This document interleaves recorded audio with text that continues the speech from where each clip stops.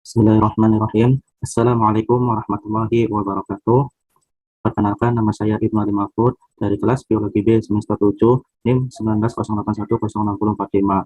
Di sini saya akan mempresentasikan hasil tugas mata kuliah penelitian tindakan kelas, yaitu tugas membuat proposal dengan berjudul penerapan model pembelajaran discovery learning pada materi genetik mata pelajaran biologi untuk meningkatkan hasil belajar siswa kelas 12 MIPA 5 di SMA Negeri 8 Kota Cirebon. Nah, yang selanjutnya yaitu bab 1, pendahuluan.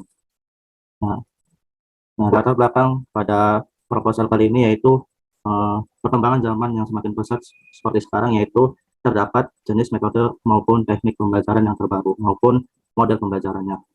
Nah, guru dalam proses pembelajaran itu memiliki peran yang sangat penting dalam memilih sebuah metode atau teknik pembelajaran maupun modelnya. Untuk apa? Untuk digunakan pada peserta didik melalui proses pembelajaran. Nah, oleh karena itu, agar tujuan dari pembelajaran bisa tercapai dengan sempurna, guru dituntut harus kreatif dalam menggunakan berbagai macam jenis metode ataupun model pembelajaran pada masing-masing tingkat pendidikan pada peserta didiknya.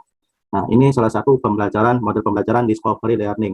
Nah, discovery learning adalah salah satu model pembelajaran yang dikembangkan oleh C. Brunner berdasarkan pada pandangan kognitif tentang pembelajaran dan prinsip-prinsip konstruksi, di mana pengetahuan yang dimiliki siswa itu untuk hasil pembelajarannya diukur dari sistem pembelajarannya. Nah, di hasil pembelajaran ini, guru untuk dijadikan kriteria atau ukuran dalam mencapai suatu tujuan pendidikan, sehingga nantinya untuk menghasilkan mutu pendidikan yang baik. Nah, hasil pembelajaran juga merupakan salah satu hasil yang dicapai siswa setelah proses pembelajaran dalam waktu tertentu yang diukur menggunakan alat evaluasi tertentu.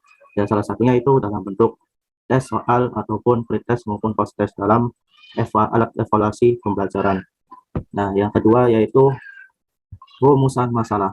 Rumusan masalah yang pertama yang saya lakukan pada penelitian tindakan kelas yaitu pertama, bagaimanakah aktivitas siswa pada saat penerapan model pembelajaran discovery learning pada materi genetik kelas 12 MIPA 5 di SMA 8 Kota Cirebon. Yang kedua yaitu apakah ada perbedaan peningkatan hasil belajar biologi siswa yang signifikan pada saat penerapan model pembelajaran discovery learning pada materi genetik kelas 12 MIPA 5 di SMA 8 Kota Cirebon.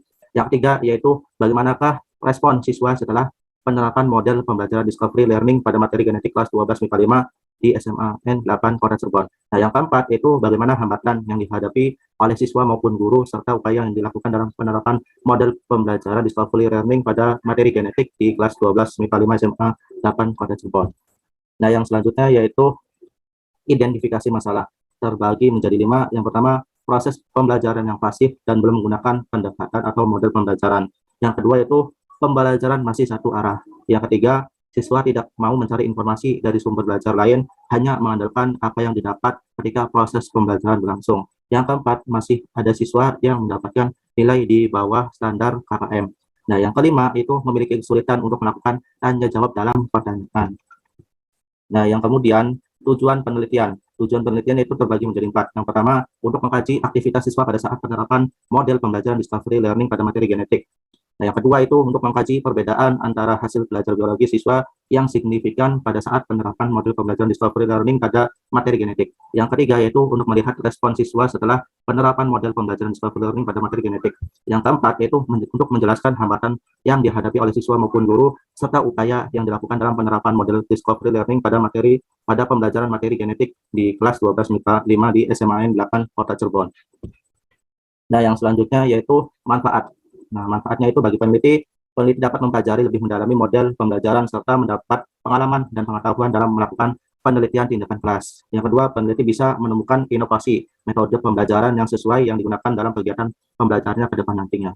Nah, bagi siswa, yang pertama itu siswa dapat diharapkan meningkatkan motivasi belajar peserta didik sehingga dapat meningkatkan hasil belajarnya. Yang kedua, siswa diharapkan dapat menumbuhkan pendidikan karakter yang baik bagi peserta didik. Nah, yang selanjutnya itu bagi guru. Yang pertama, sebagai bahan masukan dalam memilih model pembelajaran yang tepat agar proses belajar mengajar menjadi lebih efektif dan mencapai kualitas hasil belajar yang baik.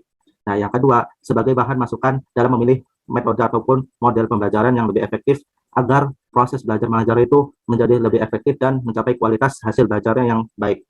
Nah, bagi sekolah, memberikan sumber pemikiran sebagai alternatif meningkatkan kualitas pembelajaran pada siswanya.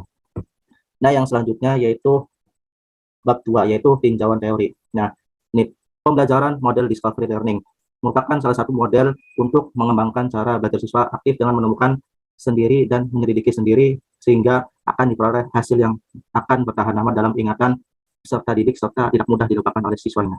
Nah, teknik ini salah satunya itu siswa dibiarkan menemukan sendiri atau mengalami proses mental sendiri. Peran guru hanya membimbing dan memberikan instruksi. Nah, di dalam model discovery learning itu siswa diberikan masalah.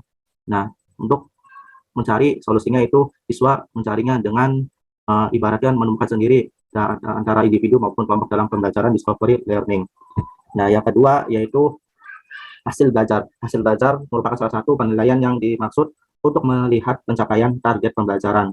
Nah, untuk menemukan seberapa jauh target pembelajaran yang sudah tercapai oleh siswanya, dijadikan bagaimana tolak ukur untuk tujuannya dirumuskan dalam tahap perencanaan pembelajarannya.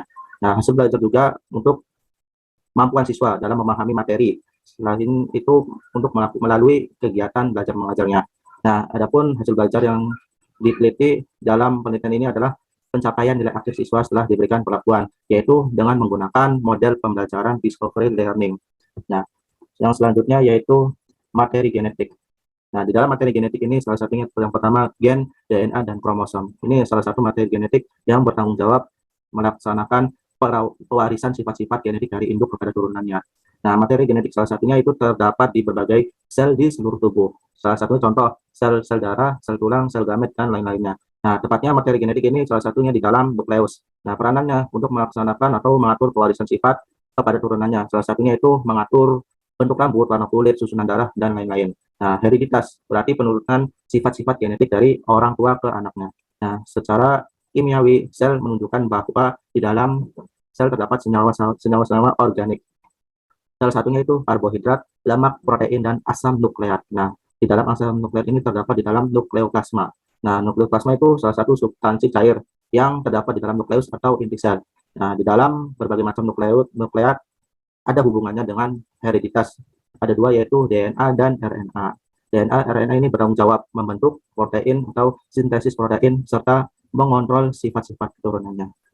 Nah, yang selanjutnya yaitu bab 3, yaitu metode penelitian. Nah, yang pertama di setting penelitiannya. Tempatnya yaitu di SMA 8 Kota Cirebon di Jalan Pronggol Pegambiran, Kecamatan Lemah Humpuk, Kota Cirebon, Jawa Barat. Tempat penelitiannya dipilih kelas yaitu kelas 12 MIPA 5. Nah, waktu pelaksanaannya selama 2 hari penelitian, yaitu pada tanggal 19 dan 23 September tahun ajaran 2022-2023. Nah, waktunya yaitu pada saat melaksanakan mengajar di kelas tersebut, yaitu di kelas 12 MIP 5 dengan materi genetik.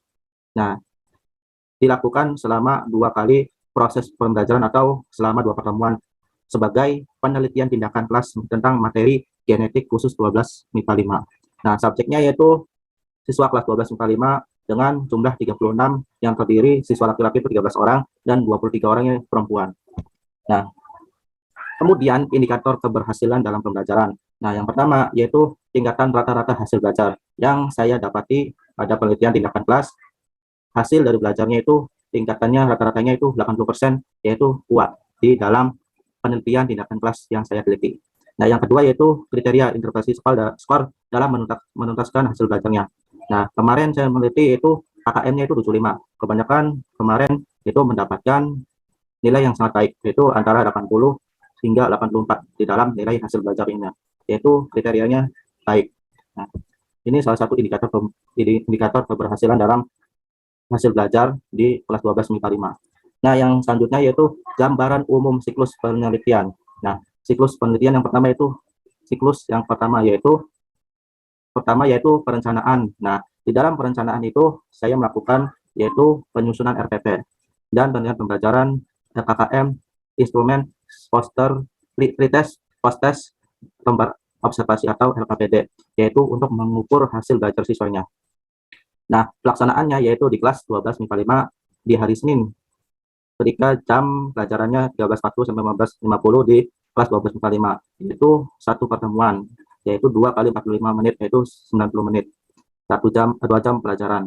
Nah, di siklus 1 ini peneliti melaksanakan kegiatan belajar dengan mengenai materi genetik. Salah satunya meningkatkan persepsi untuk mengetahui rasa ingin tahunya, yaitu cara menampilkan gambar salah satunya di manusia, yaitu memiliki warna kulit, rambut, dan lain-lain. Nah, yang ketiga yaitu pengamatan atau observasi. Penelitian tindakan kelas yaitu melaksanakan, yaitu diberikan pretest di awal pembelajaran.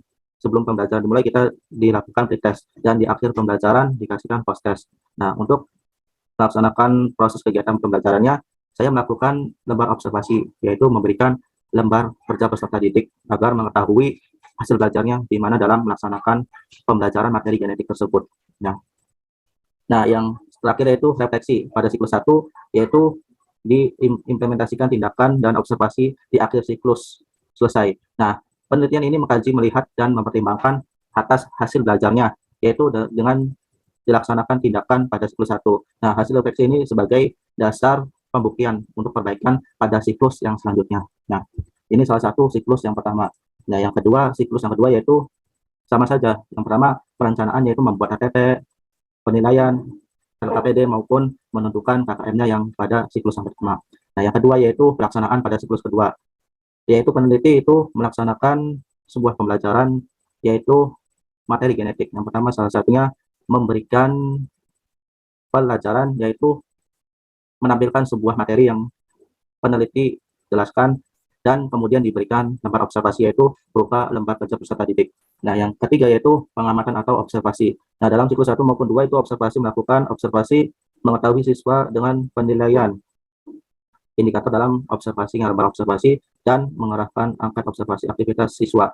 Nah, di dalam pengamatan juga yaitu seperti biasa kita melakukan di dalam proses awal pembelajaran itu dikasihkan pretest, dan di akhir pembelajaran dikasihkan post test. Nah, untuk menjalani suatu proses pengetahuan siswa yaitu peneliti melakukan memberikan observasi, yaitu memberikan lembar kerja peserta didik. Nah, yang terakhir yaitu refleksi.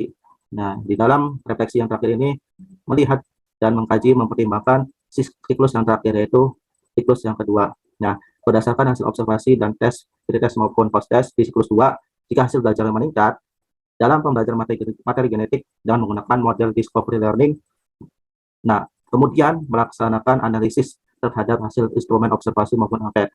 Nah, setelah dianalisis dari angket maupun observasi maupun pretest dan post test, nah, kemudian sudah dianalisis secara kuantitatif, sudah cukup, yaitu menunjukkan hasil belajar siswa kelas 12 MIPA 5 di materi genetik tersebut. Nah, yang selanjutnya yaitu instrumen yang digunakan. Nah, di dalam instrumen yang digunakan pada penelitian tindakan kelas ini yaitu berupa tes tulis, lembar observasi sebagai pengukur aktivitas siswa, angket sebagai alat ukur respon siswa terhadap model pembelajaran atau media pembelajaran, yang kemudian dokumentasi. Nah, yang pertama yaitu aktivitas siswa. Nah, diberikan jenis instrumennya yaitu lembar observasi atau LKPD. Nah, pada saat apa? Pada saat proses pembelajaran berlangsung. Nah, yang kedua, jenis datanya itu hasil belajar siswa. Nah, sumber siswa, dan jenisnya yaitu jenis tes PG. Nah, di dalam tes PG saya memberikan 10 soal pretest maupun post test, yaitu dalam bentuk pilihan ganda. Nah, yang ketiga respon siswa. Nah, jenis instrumennya itu diberikan angket, yaitu setelah pembelajaran dilaksanakan. Nah, angket apa itu? Untuk mengetahui seberapa besar yang siswa lakukan dalam pembelajaran, ataupun alat sebagai ukur respon siswa terhadap model pembelajaran tersebut. Nah, itu yang saya bisa sampaikan. Terima kasih, kurang lebihnya mohon maaf. Wabillahi taufiq wal hidayah. Wassalamualaikum warahmatullahi wabarakatuh.